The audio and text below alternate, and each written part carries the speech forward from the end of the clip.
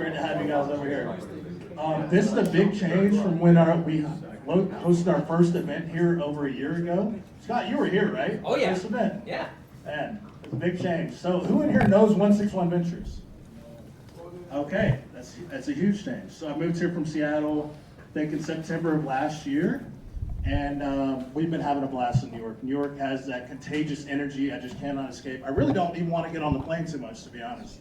If you don't know 161 Ventures, we do get on planes a lot. So we are active in over 13 cities and 2 countries all across the globe. We host events nationally, and what we like to say is we collect human capital for your benefit. But we do it strategically. So in the past 12 months, we've hosted over 75 events in over 13 cities. 10,000 plus founders, executive entrepreneurs have come out. 400 billion plus in assets under management has been represented on our panels. And we don't just do it laissez-faire. We invite people from the top tech organizations and the top schools. So we're strategically placed to win the right deals and the right customers for your business. And nobody else does this at our velocity or with the same intention. But here's why that matters. That's allowed us to get limited partners in our firm, like Jeff Bezos' first investor. And not only that, 7 other fund managers have trusted us with their personal capital because they know we have an amazing sourcing engine. This affords us to be in the room for the top deals, as I mentioned. And most importantly, our portfolio gets talent, advisory, capital, and go-to-market support. This has led to $30 million in additional revenue and capital, 1 exit, and put our Fund 1 in top 15% of our vintage.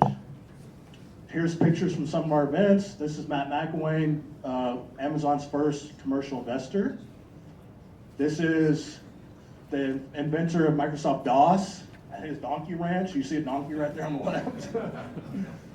This is Eugenio Pace, co-founded Auth0, sold it for like $6.5 billion. And these are the type of people that trust us to curate rooms for them. This is Justice Mendez in the back with his co-founder Pablo, and they interviewed Harry Stebbings. If you don't know 20BC, he started out of his grandma's basement, I think, like 11 years ago, and now. Thank you, Scott, for co-hosting that one. And now he, oh yeah, co-hosted that one, and now he does $1 billion, I think, under management for his investments. And then Fund 2 is going to launch in Q3, so we're raising right now, and we're excited to support the next wave of entrepreneurs. With that being said, give it up for your co-host, Brown Rudnick, please. Thank you, Chris, and thank you, Justice, and the whole 161 team, and thank you all for coming tonight. My name is Scott. I'm your host. This is my office. Enjoy the view. It's a pleasure to share it with y'all. So I'm a lawyer. I lead the venture capital and technology practice here at the firm. Brown Rudnick is a global boutique law firm. We have about 250 lawyers across offices between London, Los Angeles, New York, where y'all are, Boston, DC, Houston, Texas, several in between. Someone here can do any kind of legal task, but my practice and those of my colleagues focus exclusively on the tech ecosystem. Half of the time representing investors, $5 million nano funds all the way up through multi-billion-dollar mega funds, folks writing $25,000 checks, folks writing $100 million plus. So a nice broad range of VCs we represent. We help those folks organize their funds, inbound capital, negotiate with their LPs, negotiating with places like BlackRock and Apollo and TPG and Bank of America to inbound money into the VC funds. And then I represent those funds on the outbound when they invest into tech businesses. That's about half what we do in our tech practice. The other half is working with founders, operators, and venture-backed high-growth startups from day 0 all the way up through ultra-maturity, M&A, or IPO. A lot of those folks are at their earliest stages, so if you're someone in the room who's interested in forming a company or you're pre-seed or whatever the case may be, there's no such thing as too early. We love working with early stage founders. On Monday this week, I did office hours at Harvard Business School. Last week, I was at University of Chicago School of Business meeting with students. I've been doing that with MIT and Columbia and Cornell Tech and a lot of the best-in-class ecosystems, both here in the city and around the country, working with amazing founders doing awesome things, but at the absolute earliest possible stages, pre-formation, oftentimes first-time founders. So we work with those folks to help them sort of learn the nuts and bolts of the back end on legal and running a venture-backable business, forming it, organizing it, negotiating with your first investors, launching the business, raising capital, outbounding, doing sales, doing procurement, everything you need until ultimate liquidity, whether that's M&A or IPO. FinTech is one of the focuses of this practice. We love working in the FinTech ecosystem. We have a variety of investors who index heavily into both traditional finance, FinTech, digital assets, and all kinds of new technologies in the space. We've represented the lead investors, for example, in Figure Technologies, which just went public a couple of months ago, and still work with that company and the board of directors post-IPO. So it's a privilege to have an amazing panel and an amazing venture firm putting it all together. So thanks y'all for being here, and I look forward to chatting with some folks afterwards. Thank you, Scott. If you know anything about 161, you know we work with the hustlers only. And Scott's team is an absolute grit machine. I love these guys. Another partner of the event is Escalon. We've worked with Escalon all across the country now. So if you want to say a few words, give it up for Nicole at Escalon, please. Hi everyone, I'm Nicole Havrick. I work for Escalon Services. We take care of all the important things that people like to forget about, like bookkeeping, tax, accounting, fractional CFO work, most importantly, HR.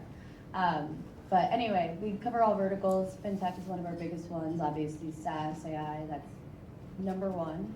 But all the other ones, if you're involved in life sciences or nonprofits, CPG, entertainment, etc., we're there to do all the things that you don't want to do. So keep us in mind, and I'll be here all night if you want to chat about that kind of stuff. But I don't want to hold up the event any longer, so let's go. Thank you. Let's go. Let's get these entrepreneurs up here. Come on, guys.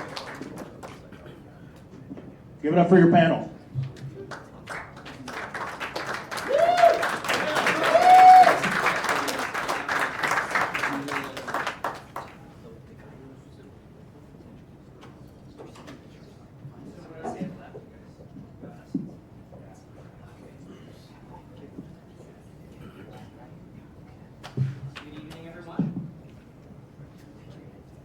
Good evening, everyone. We're super excited to have you here today at the only most important FinTech Summit, not the other one that's happening this week. And yeah, I'm aware. And we're very, very excited to have an incredible, esteemed panel here just to give you some incredible wisdom on the future of banking and obviously with the FinTech lens. And we're going to sprinkle in a lot of different things, including a little bit of talk about stablecoins, of course. I'm sure many are curious. A little bit about compliance and risk, a little bit about pretty much everything hopefully you guys are here to learn about and just come a little bit away from this conversation enlightened. So I'm going to start off just with you guys to, I have a very strict rule of just not long intros. So tell one sentence about what you do, and then who you are, and then we'll get kicked off. Please, Arman. Hi everyone, I'm Arman. I'm one of the co-founders.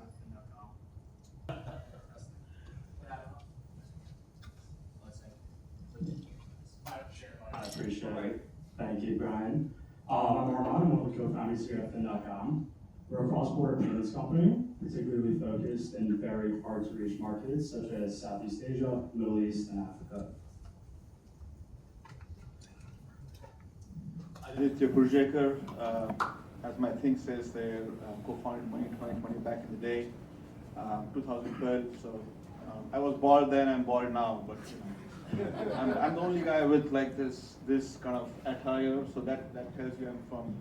But I had another company I built after that, Medici.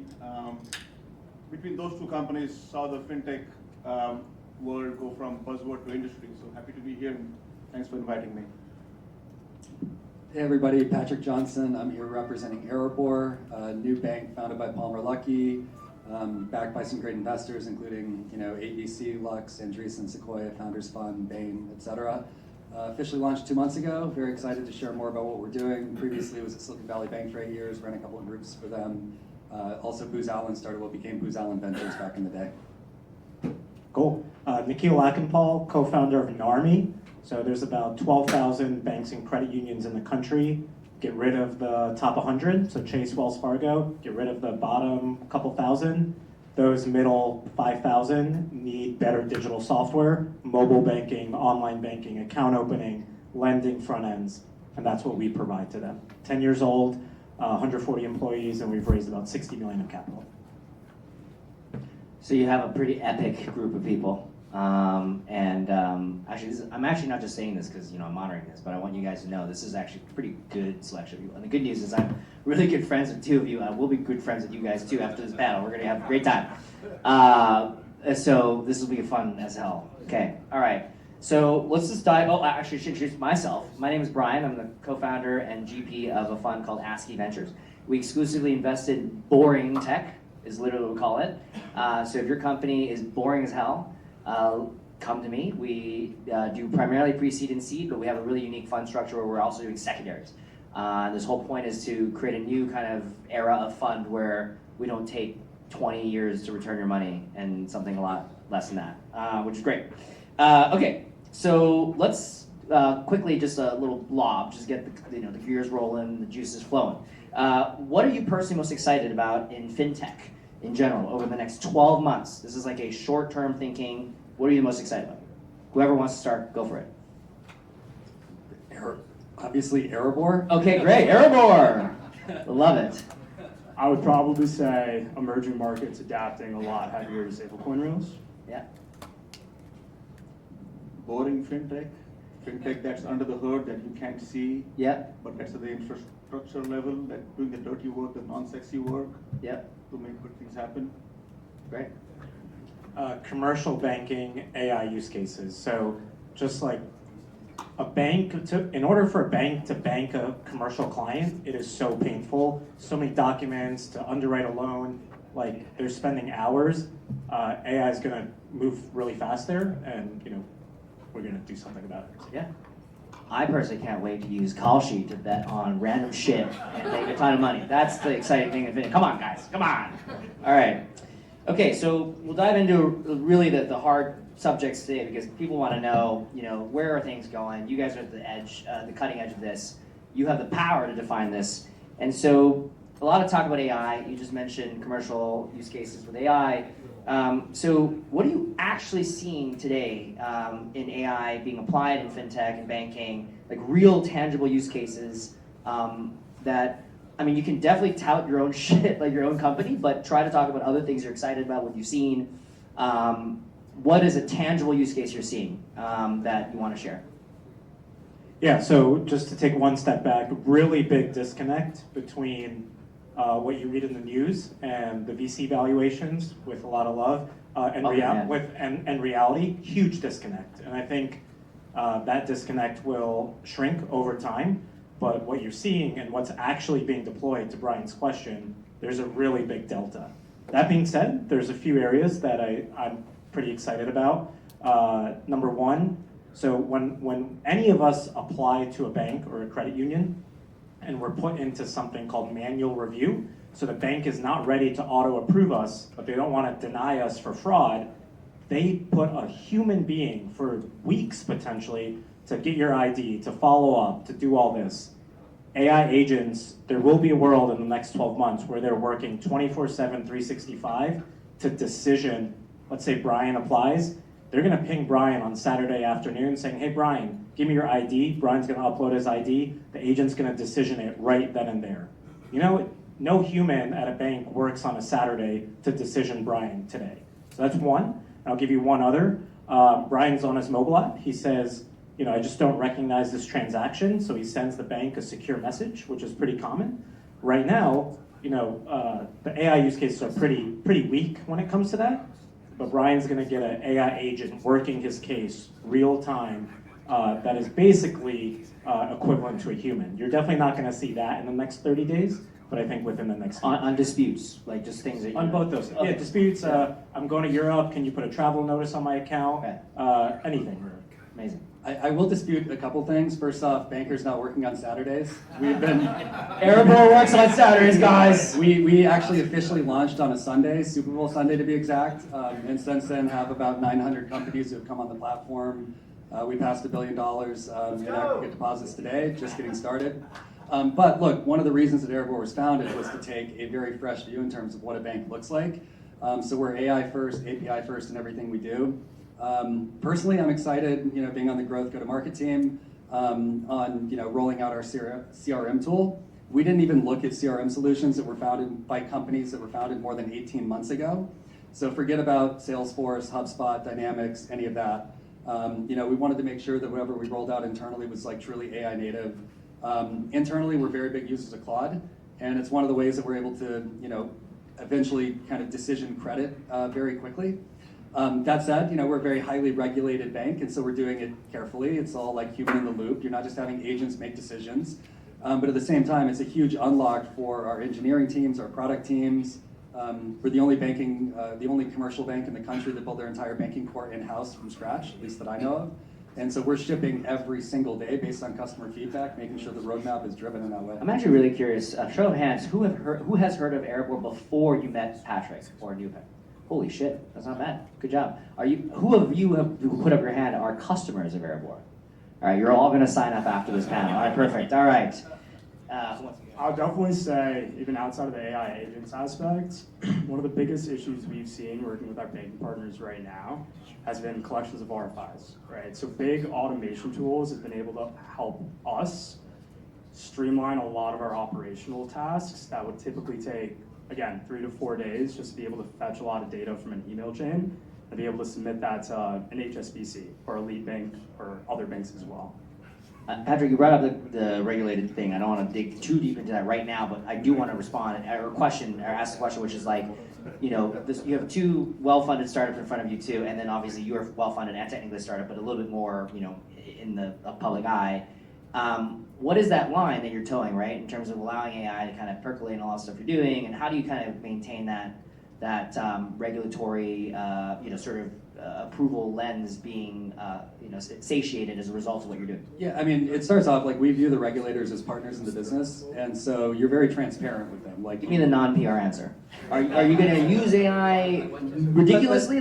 But the other thing is like, yes, we're using various tech tools, AI-driven, to help facilitate faster customer onboarding. But at the same time, you need to be able to demonstrate that if a person was reviewing it, they would get to the exact same answer. And so for now, it can be kind of like a dual path where you see the tech approach, you see the person approach.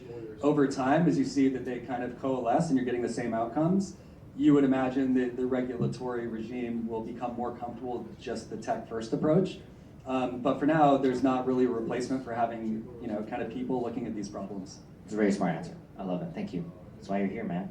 All right. I do want to ask, just because, as we all know in America, there's this very unique dynamic of a large banking sort of world of multiple players in big and small, and there's a lot of competition, and it's a good thing. It's really what's made America and its financial institutions what they are today. So the question here is around this gap between the biggest banks in the country, which we all know and maybe are customers of, and then the smaller and community banks. And I know, Nikil, you'll have a good answer to this. We'll start with you on this, obviously. And how do you see that gap evolving between these smaller community banks and then the huge institutions over the next few years? Like, what do you think changes potentially? Yeah, I mean, I have my hot take, and I'm incredibly biased. More hot takes, yes. And I know you want to ask a hot take at Ben, so I'll give you a different hot take, Ben. But I don't think banking with Chase is an enjoyable experience. Like, I genuinely do not. Maybe it's not a hot take based on laughter, but like banking with Chase or Wells Fargo, and that's why when a digital bank like these guys pop up, I'm so pumped, and I think there's a huge runway for that.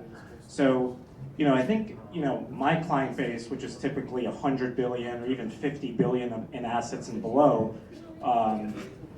which is 95% of the banks and credit unions in the country, but also much less from an asset perspective.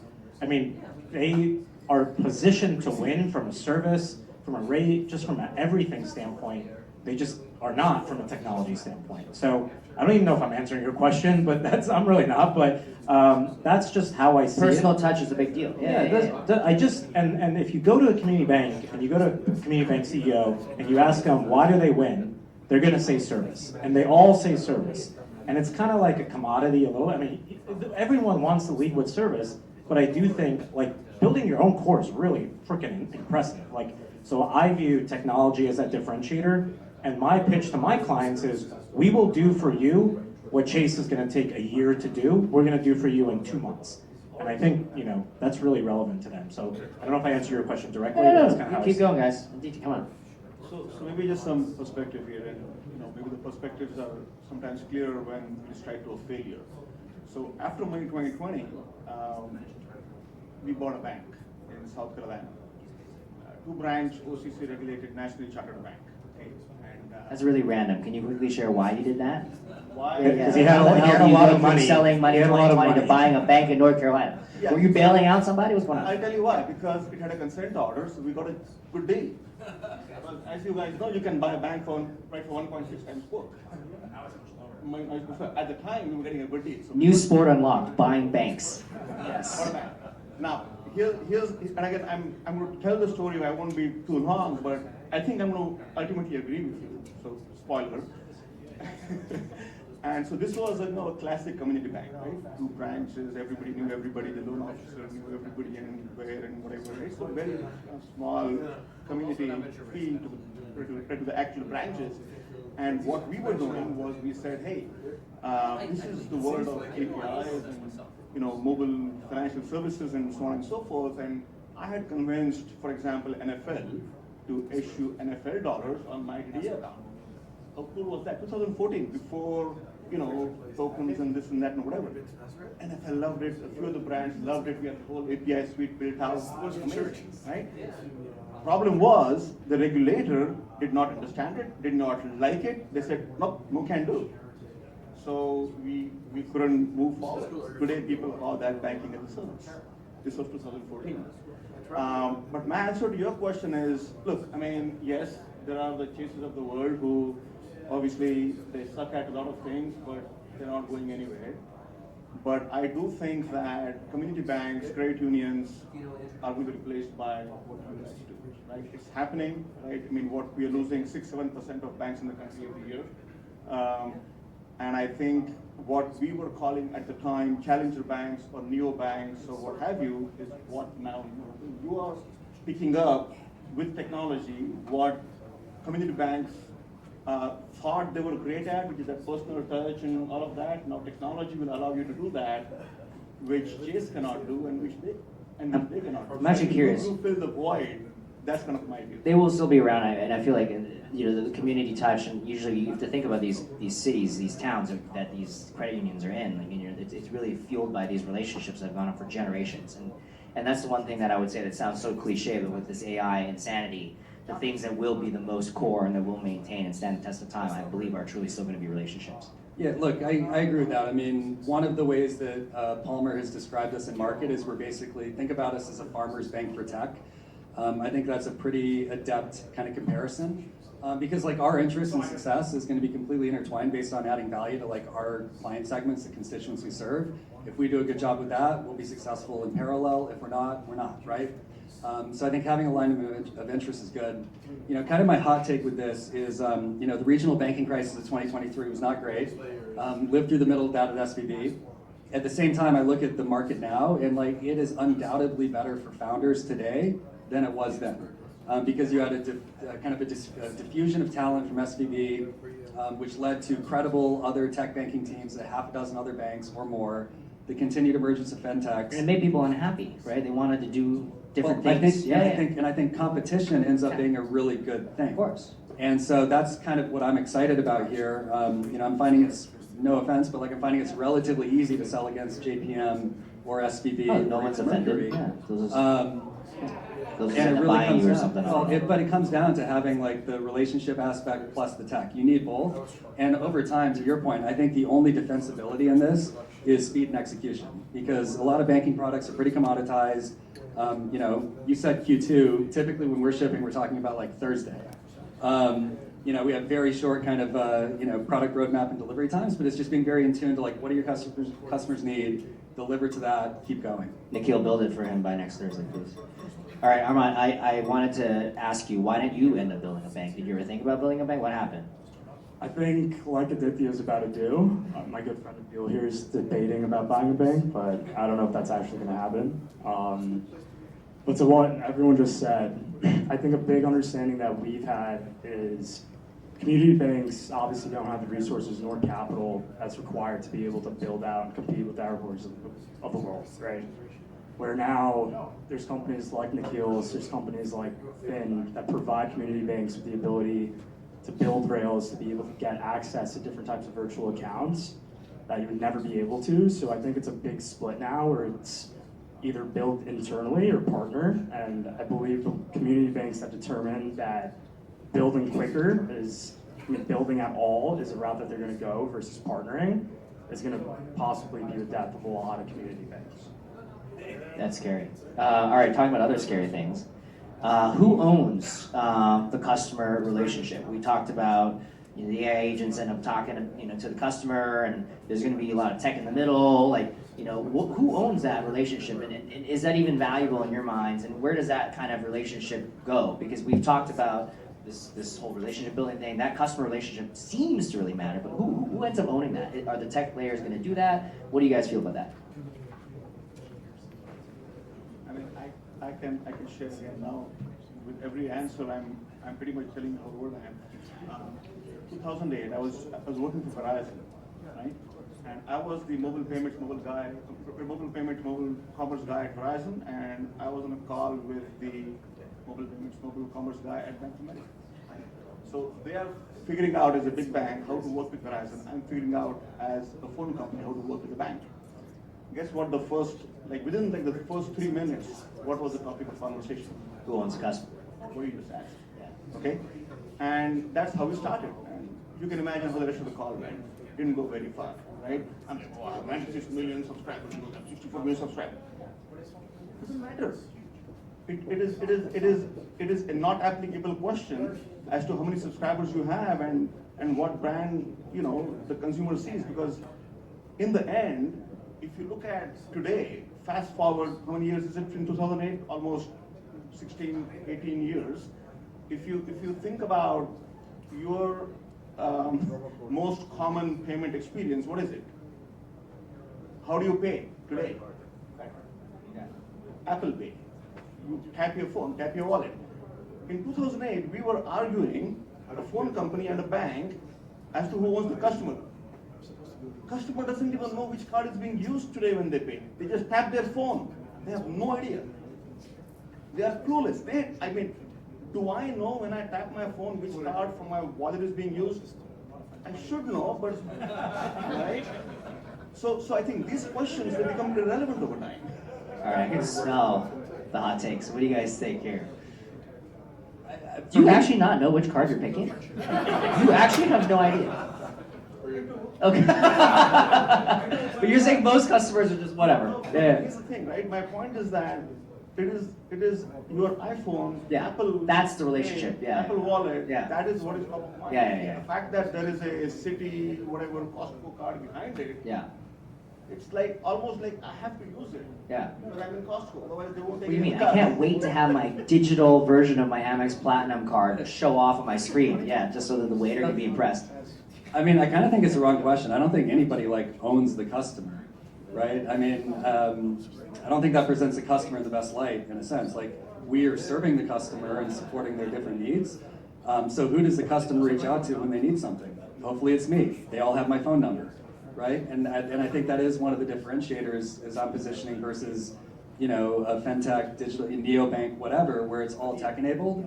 I think ultimately people do like having somebody they can reach out to, even if it's only in cases where something goes wrong. Yeah, who do you go to when things are wrong? I mean, I kind of breadcrumbed you guys in this question because the next one is now that there's questions of the interfacing points between the tech or the bank and the FI and the customer, what are the new business models that are emerging, right? This is the big one, right? How are we all making money now?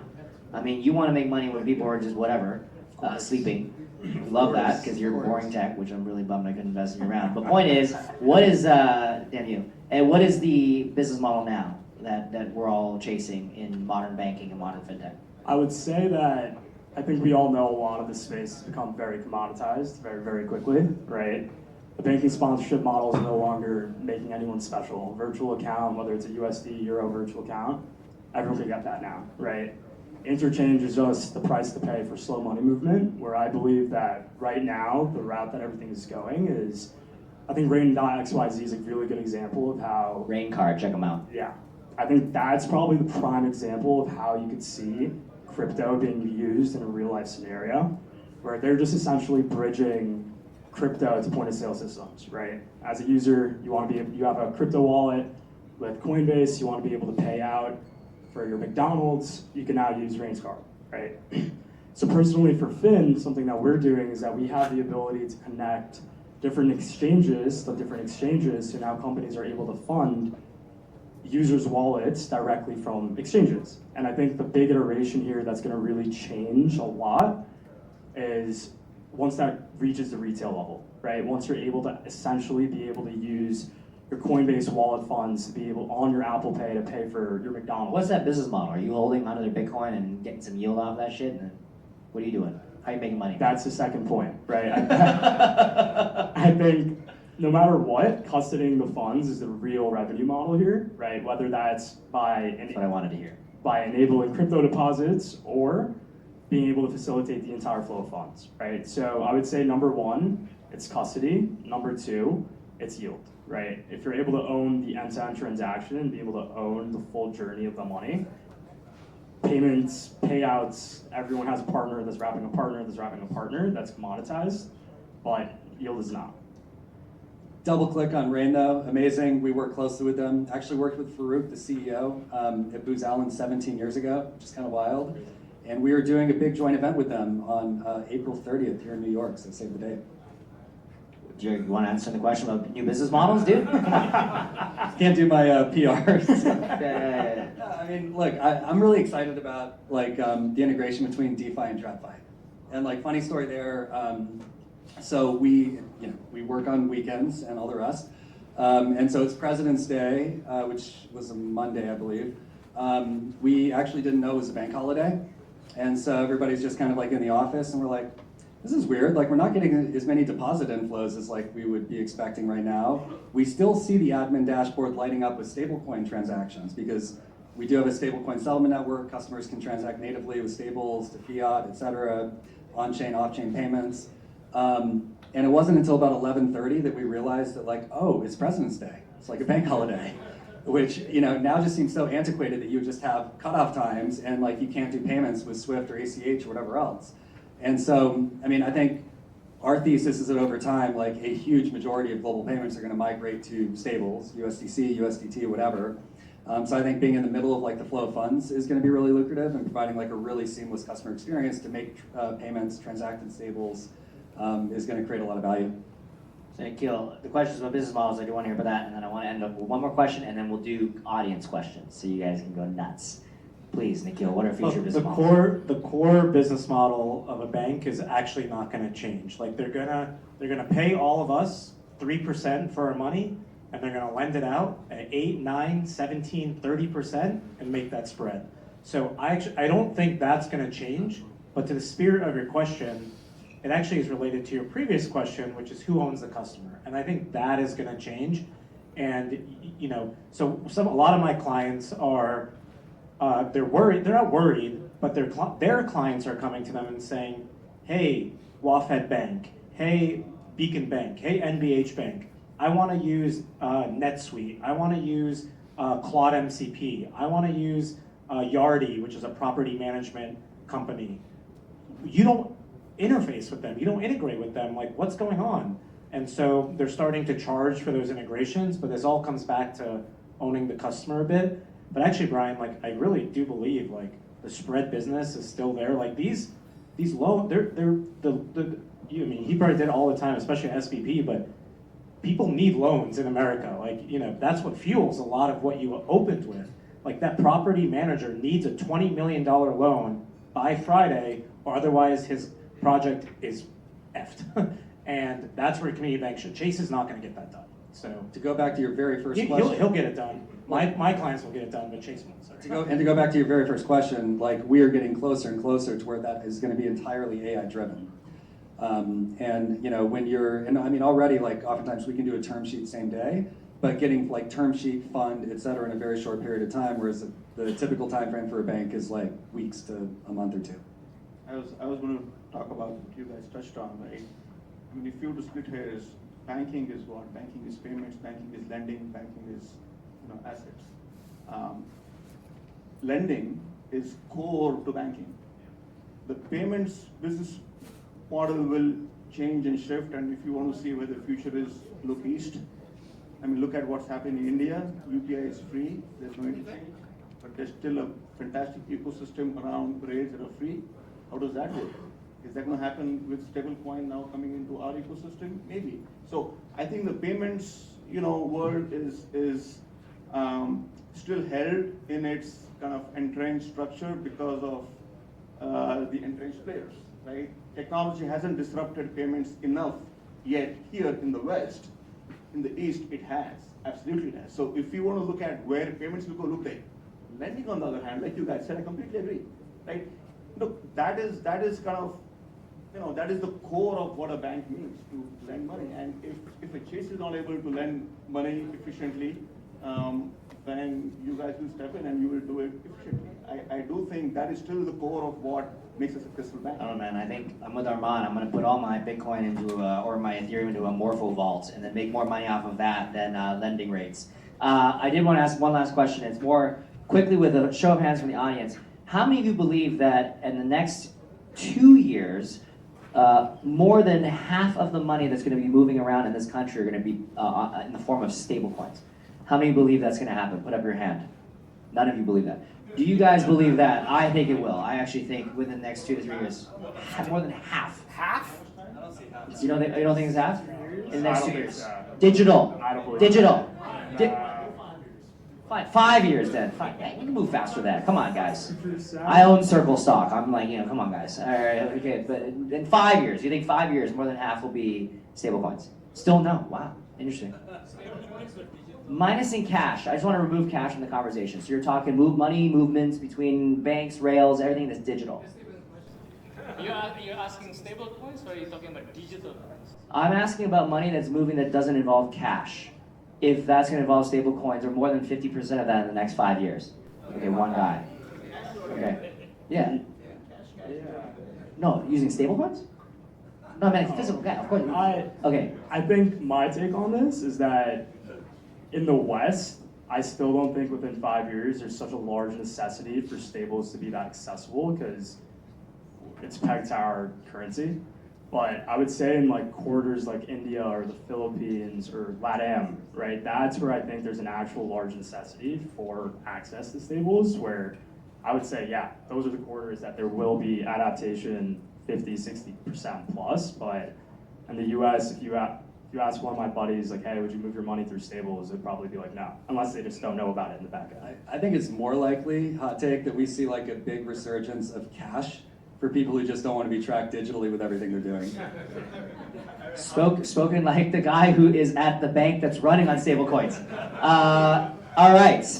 With that question and answer, let's open it up to the audience. So, oh wow, a hand right there.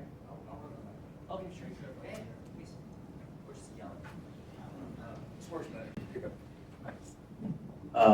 Thanks for the insight. I'm Naveen Kumar. I am the founder of Trust AI, and we help enterprises quantify the return on investment of AI. My question specifically is to Patrick. It's very difficult to work with banks, especially being a startup. What are some of your nuggets where you have found very easily to work with banks and especially integrating your systems with theirs? I mean, I think it starts from just understanding what our pain points and use cases are. I mean, I'm close with like our CISO. He is getting pitched just randomly by like hundreds of companies every week on LinkedIn, right? And so I think going through different channels can be helpful. Look, it helps if you're a client of the bank in a sense, because like obviously I want to make sure that I'm doing everything I can to help my customers be successful. A big part of that includes providing like customer intros, investor intros, doing things like that. Including intros to people, colleagues of mine in our ops team or IT or product or whatever, where there could be a fit there. We'll also organize some events where we'll do like a demo day to make it more efficient for our execs to go and meet with companies that are kind of like curated, where everybody can go up and pitch. But typically selling into banks is not easy. I think that we're easier than most, but at the same time, selling into enterprises is not for the faint of heart. Take another question. All four of you are doing different aspects of the banking. Do you see yourself in 10 years, all four of you going to get consolidated and be married to each other? What was the question? Sorry. We're all going to be married to each other in 10 years. Yeah, we'll keep going. Yes, sir. My man. Hi, I'm Carlos Nieto. I advise families on investing in direct businesses. One of those was a community bank a couple years back. Small community bank turned it around and sold it to a bigger bank. My question is twofold, and most of it, Nikil, you hit on a couple of aspects of it, and you're working on the core of the banks. Most of these community banks, they have a problem that is the providers of the cores are three big moguls that are providing whatever they have for the banks that are under $1 billion. That's one big problem that you're probably solving by providing this solution, but it's difficult to sell to the enterprise, as Patrick was saying. And that being said, if they are hit with a compliance consent order, that will bring the bank, it's not the competition that will bring the banks down. The community banks will be brought down by the regulators and silent partners that they have in the regulators, because they don't understand that to hit them with a compliance consent order will set them back 10, 15, $20 million that they don't have, because they are making themselves a $1 billion bank should be making around that. So they'll be in the red for a few years. So I think that there is a huge opportunity in getting these banks the tools to be able to fight back to the compliance and to the regulator. So a compliance consent order will cost them $15 million with AI tools. I went through one of them that costed me. I can tell. And I had to pay the bills. Like I had consultants that made more than the CEO of the bank. What is the question? The question is how does he solve that with AI and with his current platform that you're no, it's a great question. Yeah, I can tell you've clearly owned a bank before and been through the pain. And it's ironic. I was randomly thinking about this. I was like, what? So, and I'll keep this short. I know Brian likes to keep things short, but like, what is, you're seeing in AI, you're seeing companies go from 10 million of ARR to like 200 in 12 months. And you don't see that often in banking because these banks, their beta is very constricted. When SVB collapsed, all the banks didn't suddenly like not spend money, but also when COVID happened, not all the banks, they didn't all buy digital like this. I do think there's I don't know if there's people in the room that maybe want to start a company, but I think there's something there where you can go to a bank and be like, for $20 a month per seat, I'm gonna make sure everyone is compliant. And I'm gonna, you do with AI, you keep track of every single law, every update, and you're just running it nonstop. I think there's a huge business there, and I think banks will buy that out the wazoo. Transparently, we're not working on that problem. We're on a slightly different race, more on the digital side, but there's something there because I think a bank CEO will easily pay $200K a year to not get a consent order. So that's. Sorry, Brian. I'll come back and I'll be quick. Carlos, I'll interject briefly. He might be the most experienced person in this space in the room. So I want to make sure I do. Don't say that. But you don't know. The thing is that what I've heard is all consumer related banking, and you touched on commercial related banking. And commercial related banking is one of the most challenging things to do. Like for instance, putting out ABL loans for companies like yours. Every tech company is going to eventually need an ABL loan to be able to keep growing. Airbor might be working on that, but right now you're working on your consumer, and that's the thing that's going to make you grow, consumer. But Nabil was talking about how do you put together a loan for a commercial deal. Like that's interesting. How are you doing it, or how are you planning on doing it? That was my second question. Yeah, I mean, look, as a depository institution, like our kind of focus day one was obviously bringing in commercial deposits, establishing a relationship there. We need that to be able to actually fund our loans.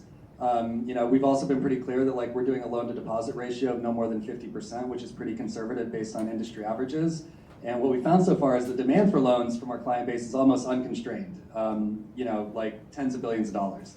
And so we are working with like various loan offtake partners, syndication partners, things like that, where we can originate and service these loans, including ABL facilities, everything else that you mentioned. And yeah, the tech is making it a lot easier to actually put these in place. I mean, even using Claude to support parts of the underwriting process, streamline legal docs and LSAs, even having pre-negotiated terms where it's kind of like a take it or leave it, and you take lawyers out of the loop, which is the primary cost of putting some of these facilities in place. I'm conscious that we're in a law firm right now, so like the lawyers are very important to be clear, but there are also things that, that again, you can streamline the day. I can go really far to support. No, I mean, that's another amazing idea. You know, transparently, NARMY is not working on the commercial lending. You know, we're not working on automating the commercial loan.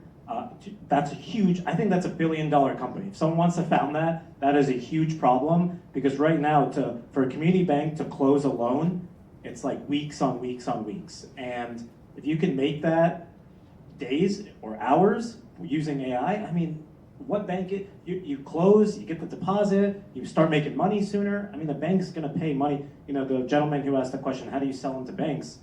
Like it or not, they like making money. Like that is what is in a banker's interest. So show them a way to make more money and they'll do that. So yeah, and I mean, going back to the question on selling into banks, I mean, kind of the hard reality is that if you're having trouble selling into a bank, it's because you don't have a compelling enough value proposition. Like if you actually are solving a problem, you've identified like the right stakeholder for that, you're not going to have an issue selling to them. And so we work with tons of vendors. We're actually fairly price insensitive because a lot of this is like pretty mission critical.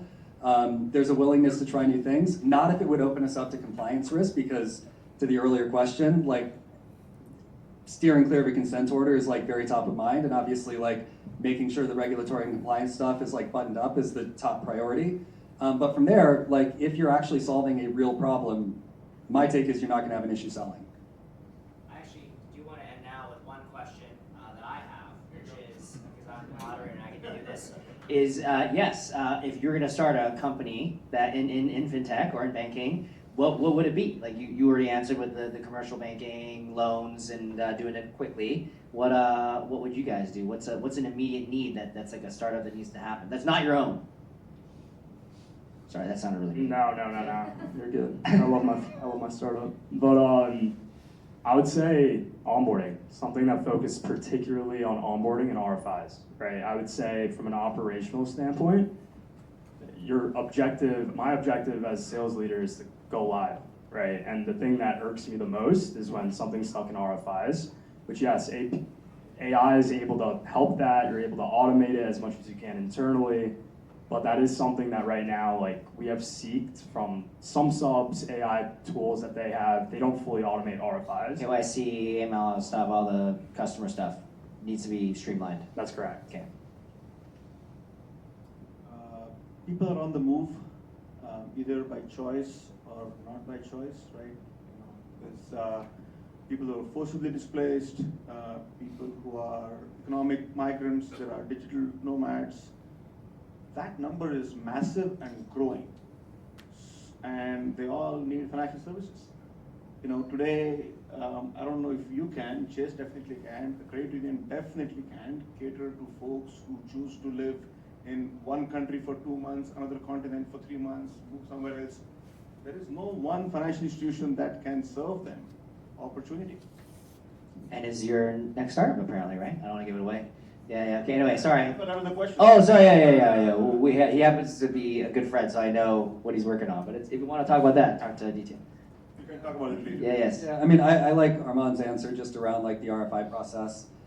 We've made progress, but there's still a lot more we can do. Otherwise, I'd say something on the digital lending side, specifically that could help bring syndications together, because we do a lot of partnerships with private credit funds, other banks, whatever. And there could definitely be a more tech streamlined way of bringing investor syndicates together for private credit. Amazing. Well, please, big round of applause for our panel. Thank you guys so much for your time, and please enjoy the networking after this, and thank you guys for coming as well. Can they scatter now and start drinking? We'll do a quick photo, and then I have one thing to say, and then we'll go.